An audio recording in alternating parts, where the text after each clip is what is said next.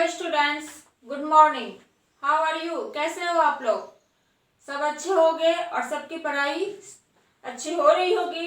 Students, आज मैं आपको एसएसटी हिस्ट्री में लेसन 6 ट्रेड डेवलप्स, जिसमें कि हमने 2 टॉपिक्स पहले पढ़ लिया था और आज हम 3 टॉपिक्स इस लेसन में रीड करेंगे कि किस तरह से ट्रेड डेवलप हुआ, व्यापार किस तरह से विकसित हुआ। Okay, let's be start. First of topic है trade mean travel. Trade means क्या होता है? ट्रेवल मतलब एक जगह से दूसरी जगह जाना। आप एक जगह से दूसरी जगह जाओगे तभी तो किसी को आप सामान दे सकते हो, अपने सामान की क्या कर सकते हो, वस्तु की क्या कर सकते हो, सेलिंग कर सकते हो। Traders had to travel to other places to get the things people needed. जो ट्रेडर्स थे, जो व्यापारी थे, उनको जो लोगों को जो चीज चाहिए उनके लिए उनको दूसरी जगह पर अदर प्लेसेस पे जाना पड़ता था। और ये आप पेज नंबर 52 में देख सकते हो कि some trade routes of the ancient world. कुछ ट्रेड रूट्स है एंशियंट वर्ल्ड के, जैसे कि इसमें आप देख सकते हो मेसोपोटामिया, इंडिया से जाते हुए फोनिसिया, फिर और उसके बाद ये China, southern Asia, Egypt, Europe, Rome, इन सब का क्या है, ये रूट था। There were few roads, so wheeled vehicles such as cars could not be used for travel over land. क्या थे कि जो रोड थे बहुत कम थे उस समय, सड़क इतनी नहीं थी, तो उस पे गाड़ियां जाने में गाड़ियों को क्या होती थी, प्रॉब्लम होती थी। तो goods were loaded on to animals like camels. तो जो भी गुड्स होते थे, जो भी सामान होते थे, उनको किस पे लोड किया जाता था, एनिमल्स पे, जैसे कि ऊंट पे, कैमल्स पे लोड करके उनको ले जाया जाता था। It was safer for traders to travel together as they carried costly goods and could be attacked by thieves and robbers। और जब कभी वो कुछ कीमती सामान कैरिड करके ले जाते थे अपने ट्रेवल पे, सफर पे, तो क्या होते थे, या तो चोरों के द्वारा नहीं तो डाकुओं के द्वारा क्या करता था, उनपे अटैक किया जाता था।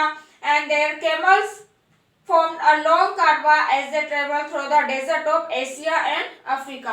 एशिया और अफ्रीका के डेजर्ट में, रेगिस्तान में ऊंटों का क्या चलता था, कारवा चलता था। जब ऊंट एक दूसरे के पीछे लंबी लाइन में चलते हैं तो उसको क्या कहते हैं, कारवा कहते हैं। Goods where also transported by water in selling ships. सामान जो होते थे, वस्तु जो होती थी, उनको ट्रांसपोर्ट किया जाता था शिप के द्वारा, जहाज के द्वारा। And this journey were dangerous too. और ये जर्नी बहुत डेंजरस होती थी, बिकॉज जो पायरेट्स होते थे, वो जो समुद्री डाकू जो रहते थे, वो उनपे क्या करते थे, अटैक करते थे। और उनको उनकी जहाज को क्या होता था, शायद अटैक किया होगा और उनकी जहाज क्या होती थी, उसमें डूब जाती थी, समुद्र में डूब जाती थी। तो ये इनके लिए क्या होता था, बहुत डेंजरस होता था। इन द एंशियंट वर्ल्ड में द फाइनिशियंस जो होते थे, फाइनिशियंस वेयर ट्रेडर्स, वो भी एक क्या थे, व्यापारी थे। और जो फाइनिशियंस जो होते थे, फिनिशियंस, वो कहाँ पे रहते थे, they lived in West Asia more than 3000 years ago. शायद 3000 साल पहले वो कहाँ पे रहते थे, वेस्ट एशिया में। And they travelled for trade all over the Mediterranean sea, often their ship sank in storm. और हो सकता है कि कभी वो लोग भी क्या करते थे, व्यापार करने आते थे, और उसमें हो सकता है कि कभी आंधी में उनकी शिप क्या हो गई हो, डूब गई हो पानी में। Archaeologists have found some Phoenician ships at the bottom of the Mediterranean sea. क्योंकि मेडिटेरियन सी जो है, मेडिटेरियन समुद्र जो है, वहां पे जो आर्कियोलॉजिस्ट ने समुद्र के बहुत नीचे गहराई में क्या उनकी शिप को पाया है। And this give them information about the kinds of goods they carried। तो ये हमें ये इंफॉर्मेशन देता है कि वो किस तरह के सामान कैरिड करके ले जाते थे ट्रेड के लिए। Trade spread new ideas. और ट्रेड से कैसे कैसे न्यू आइडियाज आए। तो journeys by trades open up routes to different places. जिस तरह से कोई एक जगह से दूसरी जगह जाता था तो उस रास्ते के बारे में, उस रूट के बारे में उसको क्या होते थे पता चलता था। And they and others who travelled along this route saw and learn new things. तो उस तरह से जो वो या कोई और जाते थे तो वो उन सब चीजों से कुछ नई चीजें सीखते थे। एंड दे टूक this information back with them. उसके बाद जब वो लौट के आते थे तो जो वहाँ के लोग थे तो उनको वो न्यू इंफॉर्मेशन उनके बारे में इंफॉर्मेशन देते थे।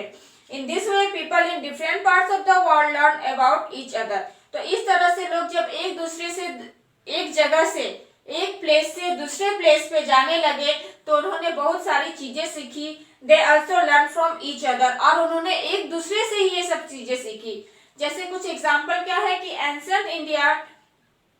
Ancient Indian mathematician has developed a very good system of numbers which included zero. आप जानते हो कि जो जीरो का सिस्टम है, ये जो जीरो का सिस्टम हम 0 1 2 लिखते हैं, तो ये जीरो का सिस्टम कहाँ पे डेवलप हुआ? इंडिया में। और इंडिया के मैथमेटिशियन ने इसको डेवलप किया।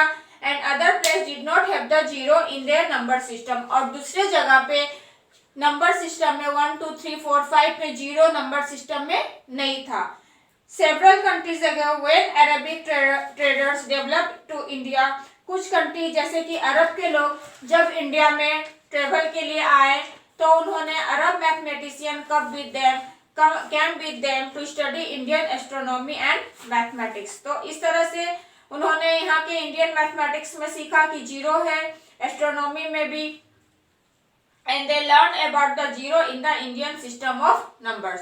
तो जीरो के बारे में आज देखो, दे टुक दिस आइडिया, मतलब पूरे वर्ल्ड में आज जीरो का क्या होता है, जीरो नंबर का यूज होता है। और ये कहाँ से गया? ये इंडिया से ही पूरे वर्ल्ड में क्या हुआ? स्प्रेड हुआ। उसके बाद they took this idea with them and it gradually spread to other places. Today the zero is used all over the world. जब अरब के लोग आए तो उन्होंने देखा, मैथमेटिशियंस के पास उन्होंने देखा कि हाँ जीरो नंबर का क्या यूज होता है, तो वो इसको अपने साथ सीख के दूसरी जगह गए और धीरे धीरे क्या हुआ, ये पूरे वर्ल्ड में फैल गया। और आज पूरे वर्ल्ड में जीरो सिस्टम का क्या होता है? जीरो सिस्टम नंबर में यूज किया जाता है। अब अपने बुक में पेज नंबर 54 में कुछ नंबर के सिस्टम देख सकते हो। ए नंबर में है numerals in Sanskrit writing, B number में है Arabic numerals use today and C number the number numerals B use today. Okay, फिर है trade in ancient India. Ancient India में व्यापार कैसा था? तो trade between Mesopotamia and India excited 4000 years ago. ऐसा हो सकता है कि मेसोपोटामिया और इंडिया के बीच, है ना, 4 साल तक क्या होगा? ट्रेड चला इनके बीच में। And later centuries India traded with other parts of the world too by land as well as by sea. फिर धीरे धीरे भारत ने, इंडिया ने दूसरे कंट्री से भी क्या किया? ट्रेड करना, व्यापार करना स्टार्ट किया, या तो लैंड के द्वारा नहीं तो समुद्र के रास्ते के द्वारा उसने स्टार्ट किया। In northern India, trade routes cross the Himalayas and from there went on to the West Asia और चाइना। और उत्तरी भारत में ट्रेड रूट क्या था? हिमालयस को क्रॉस करने के बाद वहाँ पे वेस्ट एशिया और चाइना की तरफ वो ट्रेड करने के लिए जाते थे, व्यापार करने के लिए। And India's long coast line made sea trade possible. या फिर हो सकता है इंडिया के जो खाड़ी तट थे, उधर से लंबे तट थे, उधर से लोग ट्रेड करने के लिए जा सकते हैं, ये पॉसिबल हो सकता है। There was sea trade with West Asia as well as South East Asia. West Asia से भी इंडिया का ट्रेड चल रहा था, व्यापार। साउथ ईस्ट एशिया से, चाइना से, रोम से, यूरोप में रोम से। ठीक है, फिर ancient India produced many excellent goods which people in different parts of the world like and needed. Ancient India ने, पुराने समय में एंशिएंट इंडिया में क्या हुआ कि बहुत सारे एक्सीलेंट गुड्स, मतलब अच्छे सामान बनाए गए, अच्छी वस्तु बनाई गई जिसको कि लोगों को जरूरत थी। अलग अलग वर्ल्ड के अलग अलग पार्ट में जिसको लोग पसंद कर रहे थे और जिसकी उनको जरूरत थी। Some goods that were sent from India from cotton fabrics, जैसे कॉटन के कपड़े, मसाले, metal, jewelleries, animals such as apes and birds such as peacock and parrots were also sent to the other countries। यहाँ के मसाले, यहाँ के cotton के कपड़े, यहाँ के मेटल, ज्वेलरी, एनिमल्स में जैसे बर्ड्स हो गए, पीकॉक पीकॉक को भी भेजा जाता था यहाँ से, और पैरोट को भी दूसरी कंट्री में यहाँ से भेजा गया। तो इस तरह से हमने सीखा कि किस तरह से ट्रेड का मतलब ट्रेवल ही होता है, और ट्रेड किस तरह से ट्रेड ने न्यू आइडियाज दिए, लोगों ने नई चीजें सीखी, और एंशिएंट इंडिया में व्यापार कैसे होता था। ठीक है, आप पेज नंबर 54 में देख सकते हो कि एक टाइमलाइन दी हुई है, इसमें important events in history of trade develop. तो अभी हम जैसे आप देख सकते हो 2000 के बाद आइडिया ऑफ जीरो का ट्रेवल हुआ, फर्स्ट कॉइन्स मेड यूज, ये आप इस लेसन में रीड करोगे और इसको समझोगे। आई होप ये लेसन आपको समझ में आ गया होगा, और नेक्स्ट हम नेक्स्ट वीडियो में करेंगे। Okay, thank you.